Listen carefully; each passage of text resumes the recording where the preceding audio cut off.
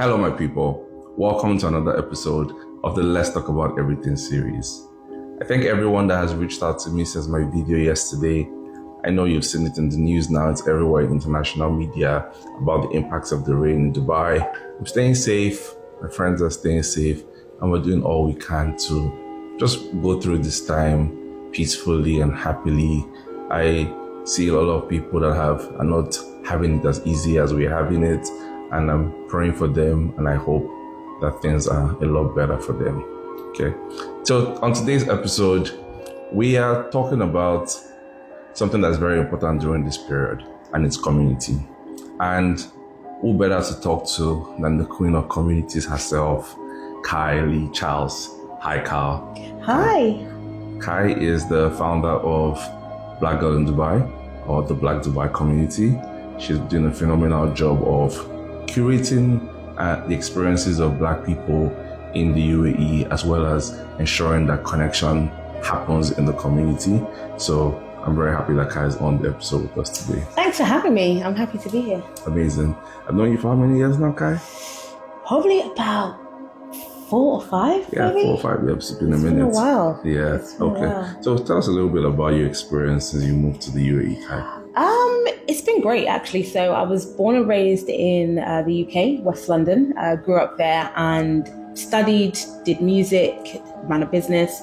But then I just felt like I needed something more. So I originally was doing music and had a business after university in London. And I decided to just quit everything and start music here in Dubai.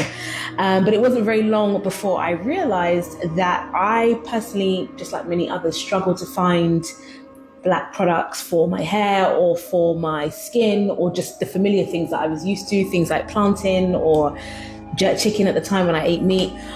It was just hard to come by, and it's not something that I thought about before I moved. I assumed I would find it here. I saw a lot of other shops and brands that I was familiar with back home from the UK, from the States. But yeah, when I actually got here and realized it was harder to find, and everyone was going through the same struggles, it was something that I was at one point forced to set up by default, because after one too many bad hair experiences, I was like, right, I think I need someone who knows how to take care of Afro hair, but also can appreciate my custom and my finance, as opposed to me giving money or custom to people who don't appreciate it and definitely don't understand or take care of it as they should. So excellent. Yeah. I like how you dived into my next question. Tell me. As someone that has personally built a lot of communities in the UAE around the Nigerians and DXB communities, a community of over 28,000 people. But apart from that, I run a beverage community that's over 100,000, a dating community, food community, so many different kinds of communities. What would you say has been some of your most difficult moments while running this community?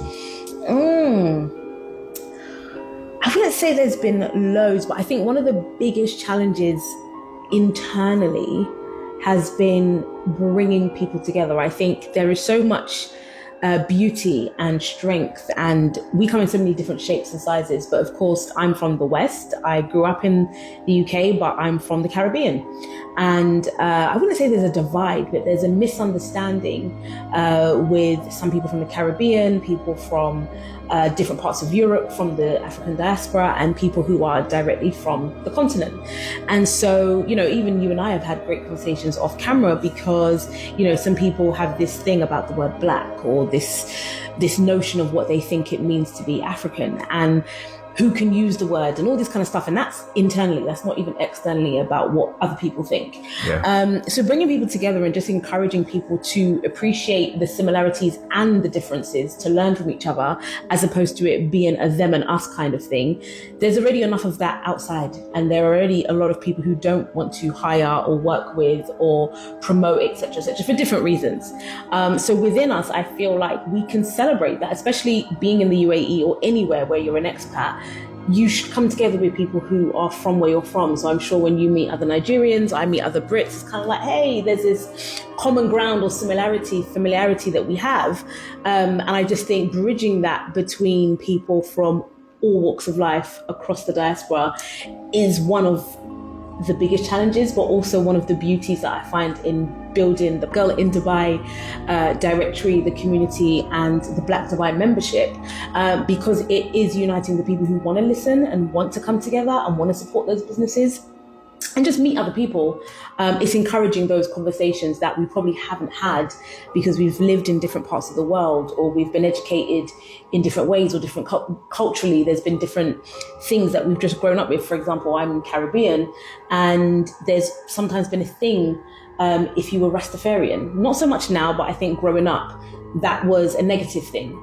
I have family and friends who are Rastafarian, and so they've been able to share their experience and educate, and there's always love there. But outside of that, there is this negative stereotype, again, from within the community and then, of course, externally without. So I think that's been one of the biggest challenges. And, you know, every other community, whether it be the Arabs, you know, Jews, Russians, etc., like so many people by default, when I pose this question to them, I'm like, your brothers and sisters or whoever, you shop and promote and do whatever you're doing with each other by default. However, sadly, within the Black and African community, that's not a given. There's sometimes competition or rivalry or language barriers, whatever it may be, that segregates us. And unfortunately, we're probably the only community that doesn't have the same power, respect, financial leverage we're spending. But do we have the same financial power that some of the other people who are, you know, politically in power or financially or whatever? There's a lot more power and stronghold. And unfortunately, that's why, not all the reasons, but one of the large reasons why we're not as respected, unfortunately. You know, a lot of communities know that we're the consumers, but we're not the investors and we're not the ones in control. So, it's not always as deep as that, but I think underlying a lot of the things, if we come together economically, we can have power and strength in numbers and actually resolve a lot of things. And I think just supporting small businesses. Amazing. Everyone needs support, no matter who or where you're from, but particularly in this community, we need to do that even more. Amazing. Take us through the process of setting up the community, especially abroad. So originally it started from, as I said, a bad hair experience, and it wasn't about setting up a community as such to literally meet people face to face, but I would often hear small business owners talking about Black and African people don't support them. And then I would hear people saying, well, they don't even know these businesses exist. And like myself, it was a struggle to find them. You know, we're in the desert, we're in the UAE, we're in a new country that typically hasn't even been here as long as the places we've come from. So the things we've grown up with in our home countries, obviously me being in the UK, you kind of take it for granted when you move to somewhere else and just think you'll find that or its alternative. So when it was first birthed, it was more so the vision of bringing people together, but actually in the immediate sense, having a directory so people can find these businesses and equally the businesses can find the people. Because I was sick and tired of hearing the same old thing of Black people don't support, Black people don't spend, Black people don't have money, which I know, depends on who you're speaking to or where you go, they do spend and they have lots of money, right? Yeah. Especially Nigerians. You guys know how to party, you know how to spend, you know how to invest, etc., businesses and all of that. So it was kind of trying to break that narrative and just bring people together as a solution. So the directory was born. But then outside of that, there would be people saying, I want to meet people. Where can I network? I want to meet a husband. I want to meet, you know, a wife, a girlfriend. Where are the Black guys? Where are the Black women? So we've done events and collaborated with other event promoters because what we ultimately wanted to do is amplify everybody else's voices. I personally, from observing and hearing so many of these complaints, could see so many people who just didn't know each other and weren't talking or weren't connecting. So it was kind of like, hey, everyone get together and talk amongst yourselves and now you know each other. Off the back of that, making sure that we could have a membership, which came just 2 years ago now, actually, we're almost 2 years old, as a dedicated safe space to give people exclusive benefits, but also a safe space to share, to talk, to promote, to have exclusive discounts, to meet people, because having one event is great, but having a consistent space for people to do that regularly and make genuine connections. You know, Dubai can be a bit transient sometimes, and you know, someone that you met last week at an event could have been their last event because they're traveling back home or moving to another country for another job. So having the membership was kind of that safe space so that if people want to meet up. And then definitely outside of partying, brunching is huge here, as you know. But outside of brunching and partying, you can have meaningful, in-depth conversations and a safe space to ask questions, you know? So yeah, Amazing. That's how we've evolved over the time. Okay. Now I want to talk about the current situation. So we're experiencing a time of really horrible weather here. The most rain the UAE has seen in 75 years.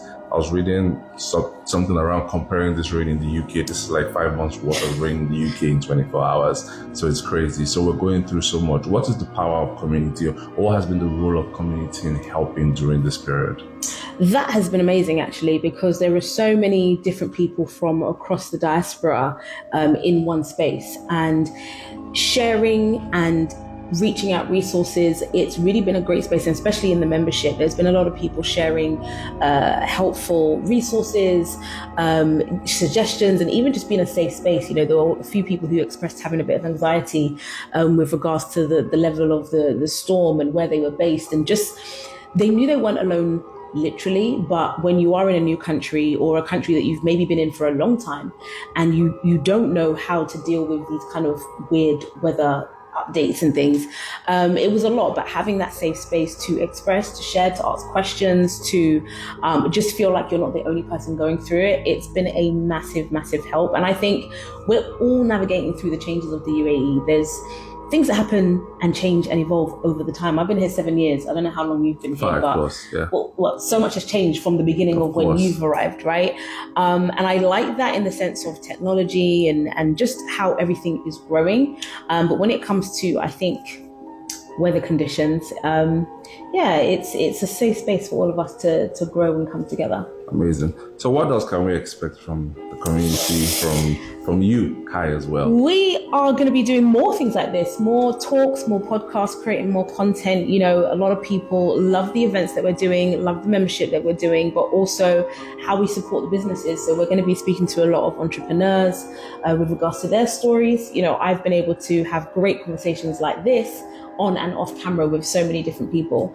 But it'd be amazing to bring that to the camera screen so people, if they live here, can watch and listen, but also people who are abroad and maybe want to have inspiration or insight about moving here, living here, doing business here, tax efficiency.